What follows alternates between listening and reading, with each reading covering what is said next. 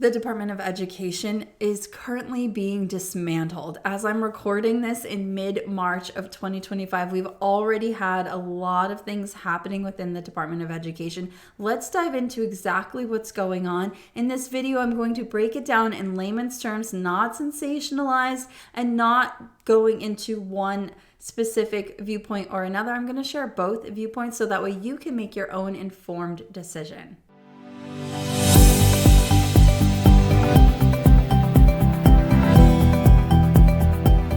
Hi, I'm Cassie Maloney, and I'm an orientation and mobility specialist as well as the founder here at the Society of Exceptional Educators, which is really interesting because I get to have two different points of view here, right? I'm still a teacher in the schools, and as a founder of an exceptional education agency where we have educators from all around the world who look to us for guidance, it's my job to see what's going down, what's happening on the horizon, and how it's going to affect not only the teachers within our organization, but their students as well, and how it's going to affect their students' lives, because that's what really matters to me. We know that a lot has changed rapidly, so by the time this video is out, I suspect there will be even more news that has come out, but let's get into what has actually happened thus far. We know that in March of 2025, literally just a few weeks ago, President Donald Trump has signed executive orders that will officially initiate the sunsetting of the Department of Education. In order to do that, he has brought on a Secretary of Education, Linda McMahon, and she has made some bold moves already. We will get into that in just a minute. But before we do, just understand that this is all completely in line with our current administration's goals of decreasing federal oversight and shifting power of education back to the individual states. We're going to talk a little bit more about what that looks like, who that impacts, and how it is going down in just a minute. But first, let's get into who is Linda? Well, first and foremost, you probably don't know her as anything within the realm of education because she doesn't have that level of background as far as I know and I've been able to research. She was the CEO of the World Wrestling Organization, the WWE, not education, the WWE. So take that how you want. Now, upon her confirmation, she specifically stated that her final mission will be to close the Department of Education. Now, the issue here is that while it does stand in alignment with President Trump's goals, that in of itself is in direct opposition of the department's founding purpose, which is to ensure educational equity among all students. This matters because she doesn't have a background in education. And she's not the only person appointed either to the cabinet or another leader in our government at this moment in time who also doesn't have a background in the area that they are now expected to lead.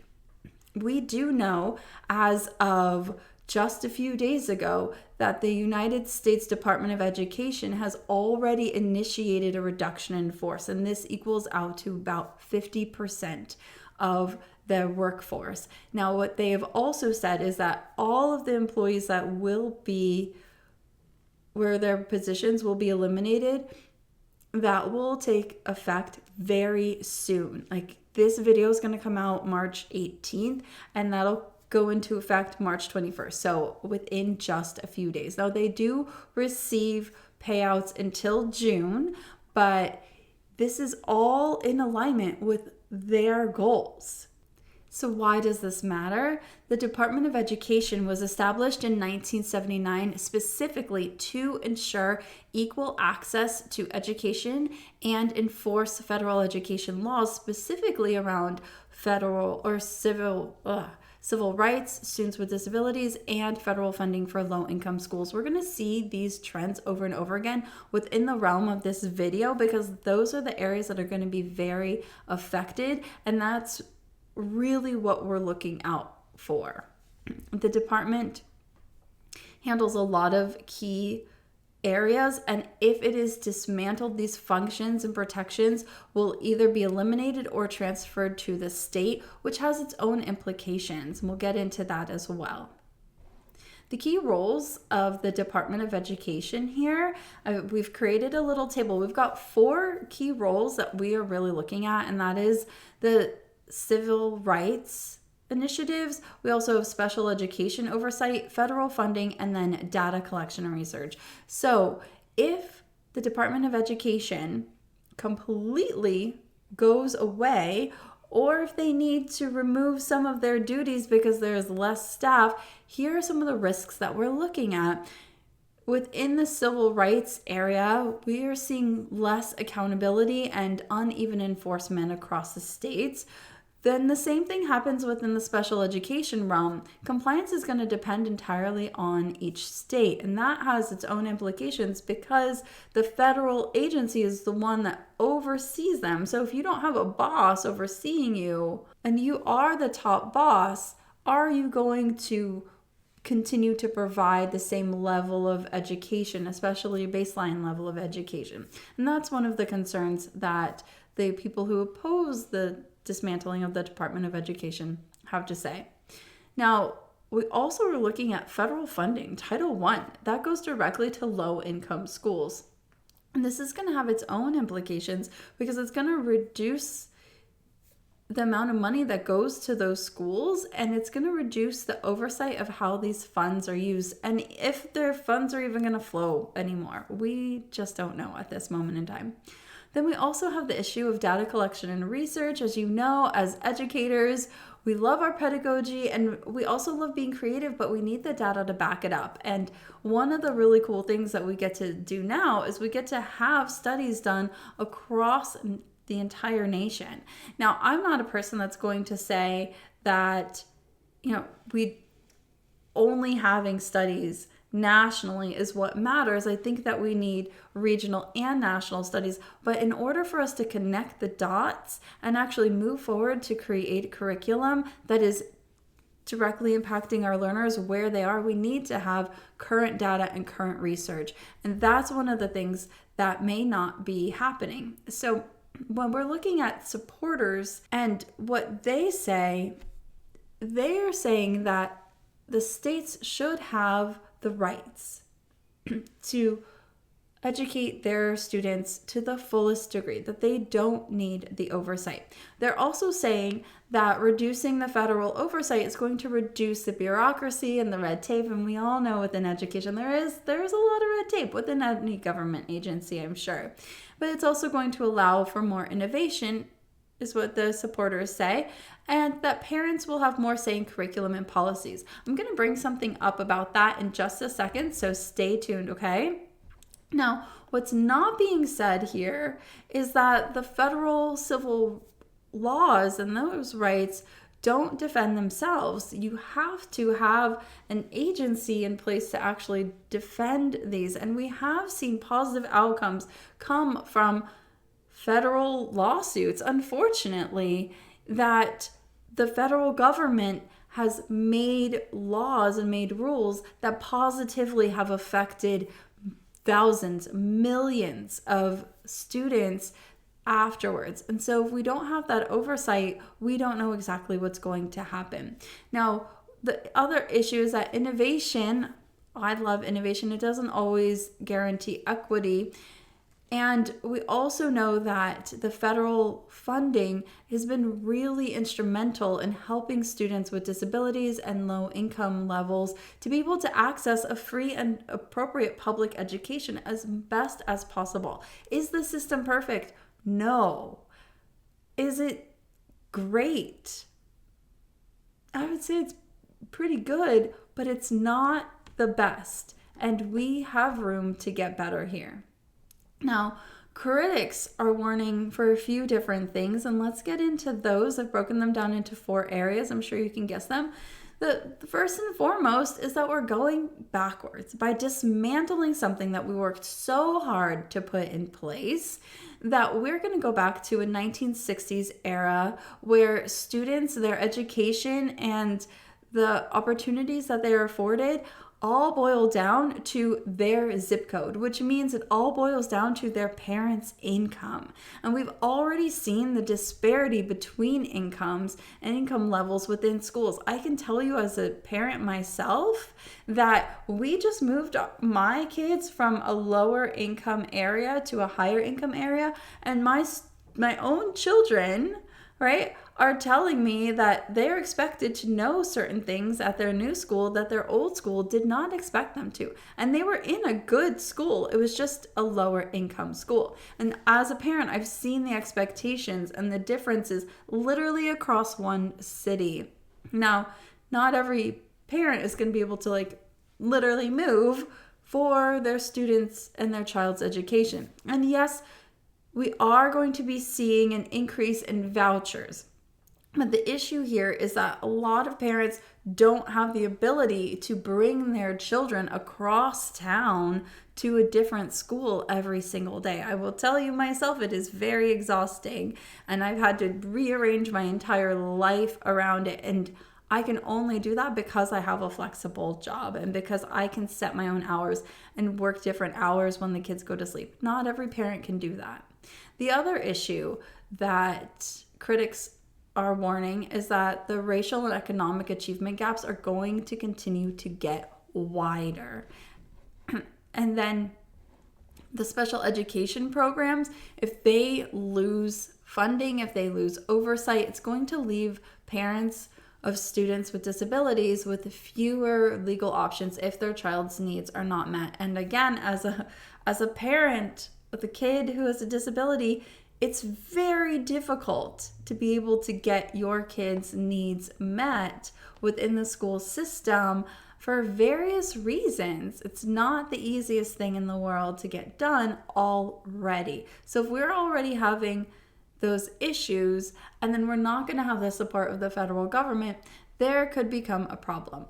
Now, fragmented data, we've already talked about, is going to increase the issues in identifying systemic problems, and it's going to become much more difficult to see what's actually happening on a national level. The other thing that I think has been really interesting to watch as the Department of Education just blooms into what it is becoming is the opening of the end of DEI portal. Now, we know that President Trump has been very staunch in his position about DEI and dismantling DEI. In the past, since mid-January, we have already seen a lot of corporations end their DEI programs. We're already starting to see even Black Lives Matter paint being erased off of the streets. We're seeing a lot of what seems to be, racial separation again. Now, this DEI and DEI portal, what it aims to do is to allow people, the parents and the teachers actually involved in that school district, to give them an anonymous way to report what's going on if they see something that doesn't seem quite right, which I can understand. But here's what could also happen with that. So they've launched the End DEI portal, which allows teachers and parents and even students to anonymously report lessons that they believe are divisive concepts. But what divisive concepts are labeled as is very vague, and it leaves a lot of room for interpretation here. And so what the teachers might experience is a lack of academic freedom. Where we were trying to go for innovation, what could end up happening is that the teachers are chained even more to specific curricula and not able to talk about specific things within the classroom. And those instances and washing away of our history, we've already seen the implications when you take away the rawness or the real true information from our curriculums. It's already been happening, and we're concerned about what could happen next? Where else is this going to go? So what could happen next? Well, a lot of things, right? It depends on who you are and what you think about all of this. We've got responsibilities like student loan management may be transferred to other agencies. It may disappear altogether. We don't know. We also do expect lawsuits. I'm sure they have already been forming from civil rights groups, disability advocates, and education organizations challenging the legality of dismantling the department without guaranteed protections in place. The big thing that's also been happening, and remember, this is now being run by businessmen and women, is that teachers are having to justify their positions. And we did expect job cuts, and now we've started to actually see them happening. Now, that's something that happens in business all the time, but it's not something that we're used to seeing happen in the world of education. My theory and my thoughts is that this is more than just policy, but it's really about our values. And I don't expect my values and your values to be exactly the same, but I do think that this really puts us all in a space where we have to sit down and think, what do we want for our students, for our children, for their lives, for the everything else that's coming down the pipe for them as an adult. At its core, this is not just about who controls education, but how we want to raise our children collectively. Do we believe that there should be national standards for civil rights and educational equity so that no child is left unprotected? Or do we believe that public education is shared national responsibility or a local one? What's the purpose and the place of education as far as it goes into the lives of the students? Or do we believe that education should be a state-by-state experiment where they're deciding what is best for their own students, and where opportunities and rights can vary dramatically based on politics, budgets, and geography? We've already seen that this takes place right now. Like, you can look in the schools, and you can go to a school that's not in a great area of town and see the difference in the quality of education and the opportunities versus the ones in the schools that have higher level of disposable income. And I can give you plenty of instances. Like, I'm telling you, low-income schools, they don't have child architecture classes. I tell you, they do not, but their lunches are free.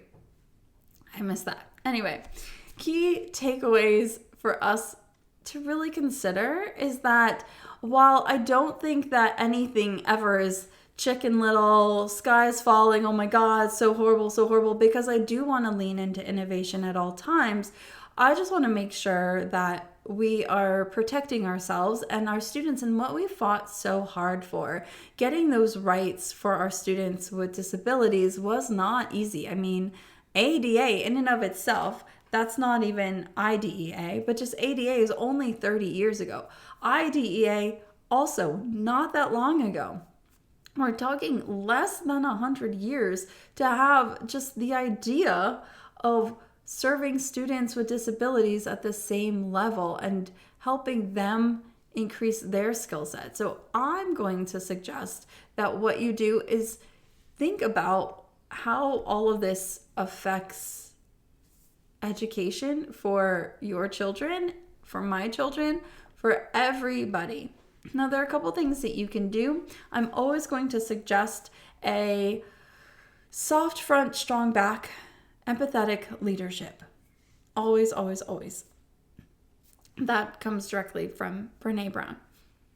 I would also suggest that you stay informed, whether you're a parent, whether you're a teacher. I don't think social media is the best place to stay informed.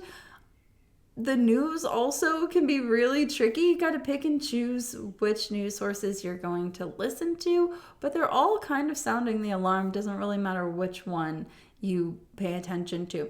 I would also contact your representatives and let them know what you think, because everything is all about the numbers. and talk to the people in your local neighborhood, maybe join the PTA, see what's going on, and see who the helpers are. If you do want to contact your representatives, there's a really cool app. You might have already heard of it. It's called 5 Calls. I'm not recommending this app necessarily. I'm not affiliated with it. I just know of it. And I think it's a really great idea for those of us who are really busy and like want to do something, but don't know how, and maybe you don't feel like you have the right to say anything because you didn't read all the news and watch all this and and like, and what about this lawsuit? I think that's okay. I think we can show up exactly as we are, and they have scripts for you, and you can give them your email address. Again, I'm not behind this company, but it seems like a really easy way to stay involved. And then Dr. Amy Parker at the Portland State University has written an incredible op-ed piece. We'll link it below. She's also suggested that we write to our Senate Health, Education, Labor, and Pensions Committee, which is the Senate Help Committee, and contact your House Committee on Education and Workforce. We'll put those links below as well. I highly suggest reaching out to them and mostly figuring out where you stand. That's going to be the biggest thing, because our history is being written right now, and your voice matters. And when we hear about like Roe versus Wade or Brown versus, everything has implications. It's like the butterfly effect. And what we do right now is going to affect our children and our children's children. So I hope that this was helpful, and that you're able to start to think about what's going on in the Department of Education, not in like, oh my gosh, everything's falling apart, and if they change one thing, it's the worst in the world. I don't think that. I think that everybody is really trying to do their best. We just all have different values. And so figure out what your values are, where you align. There are certain things that I do align with certain people on, and I don't align with the rest of what they have to say, and vice versa. And I don't expect our values to align, but I do hope that this helps you.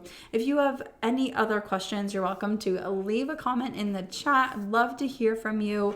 If you have any students with visual impairments, we have plenty of videos for you. Go check them out. Join our Society of Exceptional Educators because it is free, and I will be in your inbox weekly with like super tangible ideas and tips. We'll stay on top of what's going on with the Department of Education in a way that doesn't scare you and keeps you informed as well. All you have to do is click the link below for that. And of course, always, because it's a YouTube, so I gotta tell you to like and subscribe to our channel. The more people that we have in this community on YouTube, the more that it gets pushed out to everybody, and the more that we can really make a difference. Our community is over 8,000 people big, but here on YouTube, we just started this channel, so we are just starting to grow and blossom, and I'm so grateful that I get to share these ideas with you on a weekly basis.